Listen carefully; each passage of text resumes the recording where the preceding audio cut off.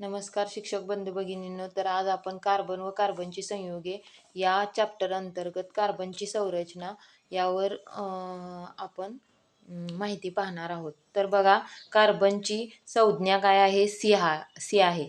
Carbon हा अधातू आहे. नंतर कार्बनचा अणुक्रमांक काय आहे? 6 आहे. प्रोटॉन 6 असतात, इलेक्ट्रॉन सुद्धा 6 असतात. अणुवस्तुमानांक कार्बनचा 12 आहे. इलेक्ट्रॉन स्वरूपन 2 4 आहे. कवचे म्हणजे काय? तर कवचे 2 असतात, म्हणजे 2 त्याला कवचे असतात. संयुजा इलेक्ट्रॉन 4 असतात आणि संयुजा किती आहे? 4 आहे. तर बघा, कार्बनचं केंद्रामध्ये काय असतात? प्रोटॉन आणि न्यूट्रॉन असतात. 6 असतात. कार्बनचा अणुक्रमांक 6 आहे. तर बघा, इलेक्ट्रॉन स्वरूपन आहे कार्बनचं हे. तर कार्बनच्या आतील कक्षेमध्ये 2 इलेक्ट्रॉन असतात. 2 4 हे आपलं इलेक्ट्रॉन स्वरूपन आहे कार्बनचं. तर आतील कक्षेमध्ये 2 इलेक्ट्रॉन आहेत आणि बाहेरच्या कक्षेमध्ये 4 इलेक्ट्रॉन, 1 2 3 4 इलेक्ट्रॉन आहेत. तर कार्बन हा अत्यंत महत्त्वाचा असा इलेमेंट आहे आपल्या सायन्समध्ये. तर बघा, कार्बनची संयुजा किती आहे? 4 आहे. तर का? तर कार्बन हा बाहेरील कक्षेतील 4 इलेक्ट्रॉन देऊन दुसऱ्या ला देऊन काय होतो? तर निष्क्रिय आपल्या मध्ये 2 इलेक्ट्रॉन ठेवून निष्क्रिय वायू होतो. म्हणजे कार्बन हे दुसऱ्या आवर्तनातील मूलद्रव्य आहे. कार्बन हे काय आहे? दुसऱ्या आवर्तनातील मूलद्रव्य आहे. कार्बनचा घन किती आहे? 4a14 आहे कार्बनचा घन आहे. कार्बन हे मूलद्रव्य निसर्गात हिरा व ग्रॅफाइट यांच्या मुक्त स्वरूपात तसेच संयुगामध्येही आढळते. मुक्त स्वरूपात आढळते आणि हिरा आणि ग्रॅफाइट यांच्या स्वरूपात आढळते. तर हिरा आणि ग्रॅफाइटमध्ये काय आहे? तर त्याचं स्ट्रक्चरल फॉर्म्युला तेवढा वेगळा आहे. तर बघा, संयुक्त स्वरूपात कार्बन व कार्बन डायऑक्साईड CO2 व कार्बन मोनॉक्साईड CO च्या स्वरूपात आढळतो. बघा, कार्बन आहे. तर कार्बन हा अत्यंत महत्त्वाचा असा इलेमेंट आहे. तर कार्बन डायऑक्साईडमध्ये आणि कार्बन डायऑक्साईड म्हणजे CO2, कार्बन मोनॉक्साईड म्हणजे CO. सर्व प्राणीजन्य पदार्थ व वनस्पतीमध्ये सुद्धा कार्बनचे प्रमाण असते.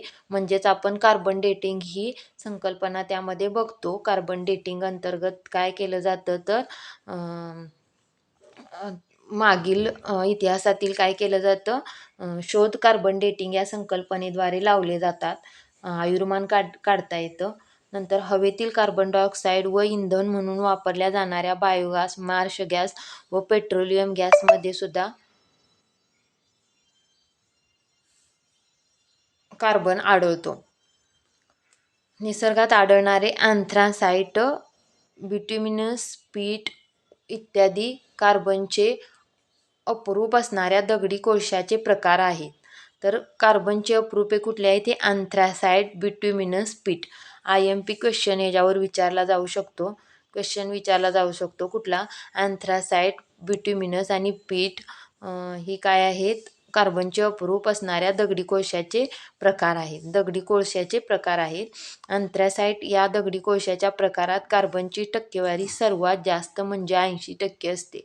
बघा, अँथ्रासाइट या दगडी कोळशाच्या प्रकारात कार्बनची टक्केवारी किती असते? हा सुद्धा MCQला 80% असते, विचारला जाऊ शकतो. तर आपण कार्बन या इलेमेंटची माहिती बघितली. काय बघितली? कार्बनच्या इलेमेंटची माहिती. कार्बनचं इलेक्ट्रॉन स्वरूपन किती आहे? 2 4 आहे. कार्बन हा धातू आहे का अधातू आहे? तर कार्बन हा अधातू आहे. कार्बनची संज्ञा काय आहे? सी आहे.